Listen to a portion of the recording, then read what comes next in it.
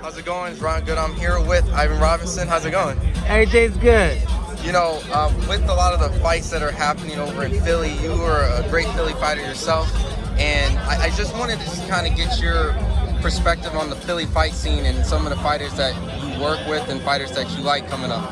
Well, of course, right now the hottest fighter is Jerron Ennis out of Philly, but we got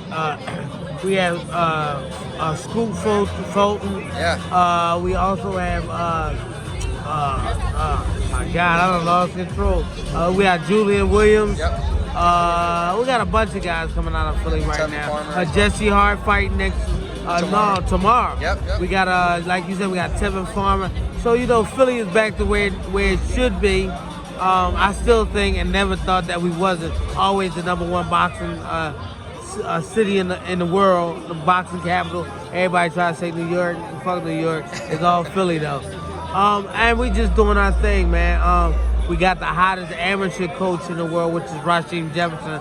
Train out of my gym, ridiculously fit with me. We got a hot young lady named Camille James. She's the #1 women's fighter, I think like at 106, something like that.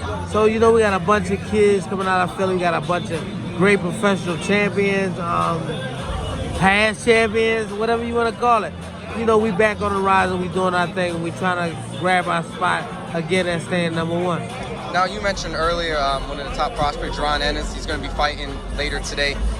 Do you have any stories or anything that, like, obviously you being a Philly native and a great fighter yourself and defeated Hall of Famers like Arturo Gatti?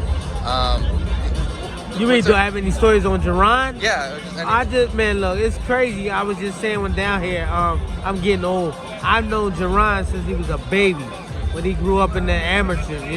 I know his dad real well, Bozy, and he been around me all my life too. Actually, I was his pupil when he was fighting. I was his little guy. Then when I became older, I was his son, Jerron's little guy, big guy. But of course, I know Pooh and Farad too. They just as old as me, so we all in around the same area as far as fighting. We all a fighting family, man. We all know each other, love each other. We support each other like I'm here supporting him now. And I know he supported me when I was coming up. And he got a lot of love and support. I just want to see him get a world title fight. I want the world to really know who he is. I know they know him locally. Yep. They may know him in a little place, but I want the world to know who he is. You think a lot of fighters are avoiding him, seeing the fact that he is like relatively a little bit unknown when it comes to the top names? All right, let me ask you this. Yeah. You're a boxing fan, right? Yes, sir. Well, if you had a fighter, would you fight him? I mean, it depends on what Would fighter. you fight him? I don't fight nobody. I know, but I'm saying, would you fight him? See, that says it right there. I don't think nobody want to take that chance of getting that L. They call him catch a body, and that's what he do. He catch a body. He's definitely the truth. I'm proud of him, man. I love him. I love what he's doing. He keeping the torch moving. He passing it on to the next fighter underneath him.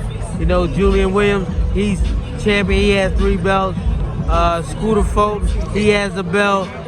Tevin Farmer has 2 or 3 belts. So, man, we doing our thing right now. Now, before I let you go, I just have to, go back memory lane and talk about those great fights that you had with Arturo Gatti. Not just one, but 2 times. What was that overall experience like going in there, and what was the whole atmosphere like going in and out of that, and getting 2 dubs on something like that? And it was crazy. I mean, the atmosphere was crazy. I mean, you go from fighting into a little teeny arena, that holds like 1,000 people. Then you go into another arena that holds like maybe 2,000. But then when you fight a guy like Arturo Gatti that's holds in an arena that holds in like 20, 30,000, and you talking about seeing a bunch of celebrities the night of the fight, it's crazy.